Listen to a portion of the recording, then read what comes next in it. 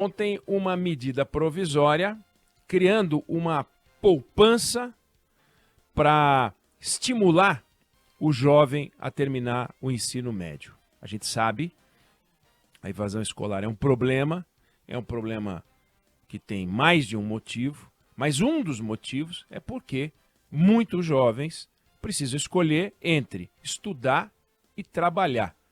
E toda vez que você tem que escolher entre duas coisas, que uma é urgente, em geral, a urgente prevalece entre cuidar do estudo e cuidar da subsistência da família, acaba que a evasão aparece.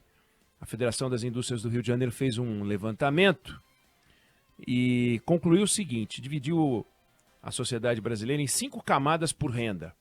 Pegou a mais baixa de renda e a mais alta de renda. Na mais baixa de renda, só 46% dos jovens terminam o ensino médio, detalhe, até os 24 anos de idade. Então, olha que loucura, menos da metade dos mais pobres terminam o ensino médio.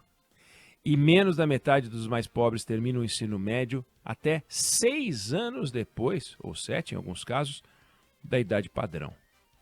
6 anos você faz um curso de medicina, pois 6 anos depois da idade em que as pessoas se formam no ensino médio, 17, 18 anos, estão terminando o ensino médio. Menos da metade, porque mais da metade não termina. Aí pega, eu disse que a federação dividiu a sociedade em 5 camadas, pega a mais rica, a quinta, um quinto mais rico. 94% terminam o ensino médio. Então, faz as contas. Pega 100 jovens entre os mais pobres, 100 jovens entre os mais ricos. Entre os mais pobres, 54 não terminam. Entre os mais ricos, 6 não terminam. 54 num grupo, 6 no outro grupo, 9 vezes mais. Adivinha qual é a consequência disso?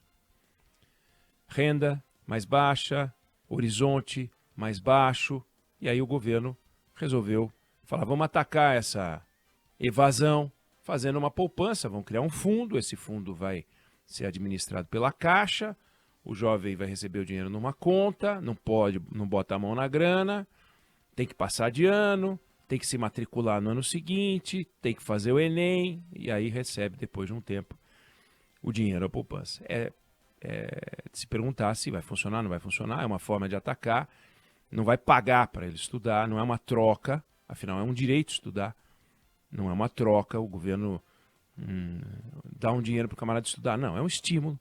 Vamos ver se isso funciona. Agora, vem para reduzir a evasão? Tomara que reduza. Mas vamos falar do ensino, porque o ensino é dado para quem não sai da escola, né? Os que saem da escola, é evasão escolar. Mas o ensino no Brasil tem um problema. O ensino dado a quem fica nas aulas. Porque mesmo quem está na sala de aula, e esse é um problema, você reduz a evasão e, portanto, você vai aumentar o número de alunos em sala de aula, o que é bom, mas olha o desafio. 1 de cada 4 alunos chega ao final do ensino médio, ou seja, termina o ensino médio, sem saber, aliás, 3 de cada 4 terminam o ensino médio sem saber o mínimo exigido em língua portuguesa. 3 de cada 4. 3 de cada 4 é inacreditável. E a gente festeja, porque no caso da matemática, 8 de cada 9. 8 de cada 9 não conseguem. Só 1 de cada 9 entendem o mínimo esperado ao final do ensino médio para matemática. Com esses números, a gente vai combater a evasão e vai botar os alunos num sistema onde a gente tem muito o que fazer. Mas vamos complicar. Vamos complicar. Vamos imaginar que o aluno que tem esse grau de ensino, esse grau de apreensão de conteúdo, voltou para a escola, né? Reduzimos a evasão, mas... E esse jovem resolve fazer faculdade. Vamos fazer faculdade.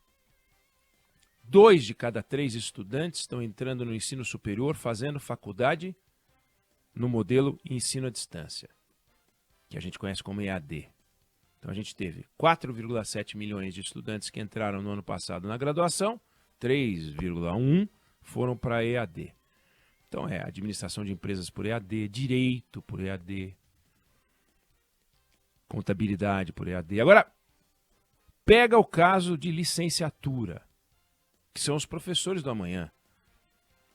São os professores do seu filho de amanhã, dos seus netos amanhã. Quantos por cento dos alunos estão estudando, a turma de licenciatura, estudando ensino à distância? Dos 650 mil alunos que entraram em licenciatura numa faculdade particular, 94% EAD. 94% é tudo, né? Quase.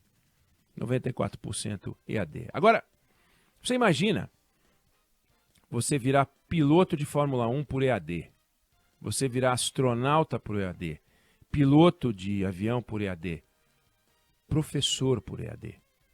Professor não é teoria, não é ficar decorando os conteúdos que são passados, é experiência, é contato pessoal, é presencial. Presencial. Professor tem desafios, vai ter que enfrentar o bullying, vai ter que saber como lidar com a garotada, vai ter que ter experiência com gente, e ele fica atrás de um computador, em casa ou num celular, pegando os conteúdos. Resultado, o nível vai baixando. A qualidade do professor, não só técnica de conhecimento de conteúdo, mas também a experiência. Resultado, em alguns casos, você tem concursos públicos que, para conseguir achar um professor, porque fica o prefeito sendo criticado, não contrata professor, tem um monte de vaga de professor, não preenche as vagas de professor, porque as provas para a contratação de professor muitas vezes estão num nível mais alto do que o razoável. Então tem prefeito que mandou reduzir, baixar o nível das provas, o grau de exigência das provas, para que esses estudantes que estão sendo formados por EAD possam passar, para que tenha professor para dar um ensino que vai ser ruim, e assim a gente vai perpetuando um modelo que não tem chance de dar certo, mas tem chance de ficar caro. Caro porque o dinheiro sai e caro porque o Brasil vai empobrecendo culturalmente, o Brasil vai empobrecendo no campo da educação e vai empobrecendo de verdade no PIB. E o EAD já está até reescrevendo um velho ditado que dizia que o melhor negócio do mundo era um banco bem administrado. E o segundo melhor negócio do mundo era um banco mal administrado. A gente já está vendo que o melhor negócio do mundo talvez seja uma faculdade bem administrada por EAD. E o segundo melhor negócio do mundo talvez seja uma faculdade EAD mal administrada. Tem curso de EAD cobrando primeira mensalidade R$ 9,90. E depois vai para 90, 100, 120. Como é que é possível passar conteúdo por R$ 190, R$ 150 por mês? Mandando um PDF para o aluno? Para o celular, para o WhatsApp dele? Ou disponibilizando com login e senha, cobrando o boleto e não gastando mais nada? Pilantragem. Pilantragem com a chancela do governo. Pilantragem com a chancela do Ministério da Educação. Pilantragem porque não estão ensinando o razoável para ensinar. E com a chancela porque eles têm autorização de funcionamento, eles têm o poder de dar um certificado, um diploma, dizendo que aquele estudante é um professor, que aquele estudante é um bacharel. O que é um escândalo. É um escândalo. E o Ministério da Educação, que agora fala em controlar a evasão, é fundamental, o Ministério da Educação tem que fechar, não é só controlar e impedir a abertura de novos cursos, não. Tem que fechar essas faculdades pilantras, salafrários, que dizem que democratizam o ensino, o que seria verdade se ensinassem com qualidade, há exceção, mas não há nada ligado à democracia nisso. É um crime que tem que ser enfrentado. Talvez fosse assunto para o Ministério da Justiça. Talvez fosse um assunto para a Polícia Federal. Enriquecendo grupos empresariais com a miséria educacional. Enriquecendo grupos empresariais com a miséria social e econômica da sociedade brasileira. A ilusão, vendendo para as pessoas a ideia de que elas estão se tornando professores. E na outra ponta, faltando professor.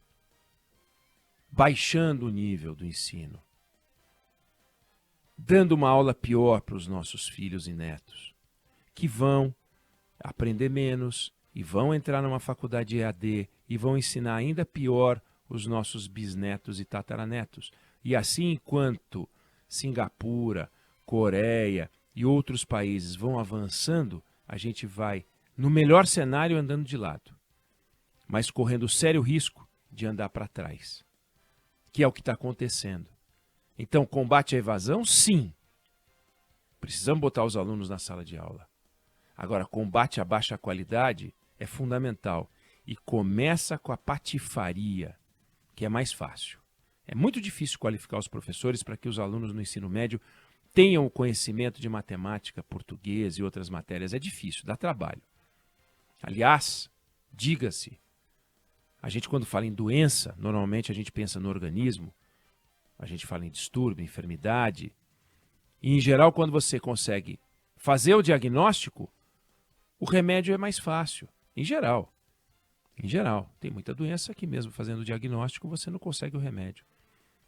Mas no ensino brasileiro o diagnóstico está feito há muito tempo.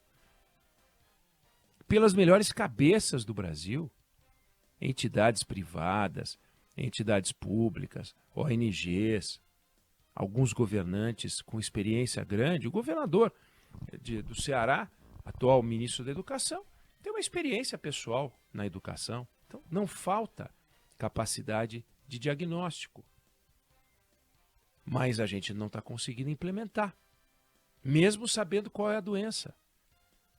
Do ensino fundamental, do ensino médio e das universidades. A gente sabe. Não é a gente sabe porque a gente é muito sabido, não. A gente sabe porque o diagnóstico é simples. Basta ver os sintomas de uma sociedade que não aprende, de uma sociedade que não avança. Então, numa ponta, a gente precisando loucamente de professor, na outra ponta, faltando professor de qualidade. Numa ponta, o mercado pedindo mão de obra de qualidade, na outra ponta, a qualidade não vem. E aí vai complicando, e vai complicando, e vai complicando. Esse cenário precisa ser enfrentado com muita seriedade.